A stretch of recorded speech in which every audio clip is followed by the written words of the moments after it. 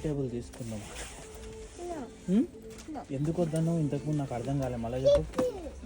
Dining table ఎందుకు వద్దన్నావు చెప్పు. Because అది so expensive. అమ్మ చూడు. ఎందుకు వద్దు? ఇంతకుముందు ఏం చెప్పావు అది చెప్పు. అది తీసుకుంటే ఫుడ్ రాదు, ఏం రాదు. ఇంకేం రాదు? ఫుడ్ ఇంకా డ్రెస్సెస్ ఇంకా ఇంకా మంచి చెప్పు. ఇంతకుముందు ఏం చెప్పినావు? నాకు అర్థం కాలేదు. టైం టేబుల్ తీసుకున్నాం, ఇవన్నొద్దు. ఇంతకుముందు చెప్పినట్టు చెప్పు మరి. ఏంది చెప్పు మళ్ళా. సరే డైనింగ్ టేబుల్ తీసుకుందాం. ఏంది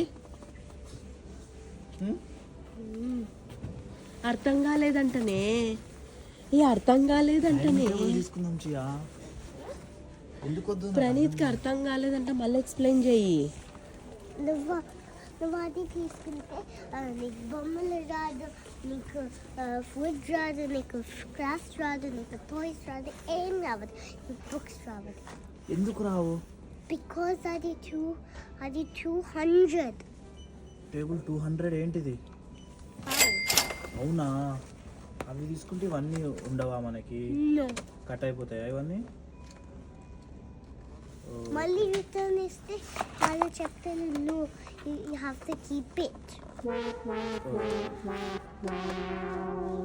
బట్ ఇవి నెక్స్ట్ టైం తీసుకుందాం. ఇప్పుడు డైనింగ్ టేబుల్ తీసుకుందాం 200 pounds పెట్టి. ఇవన్నీ నెక్స్ట్ టైం వచ్చి తీసుకుందాం. వద్దా?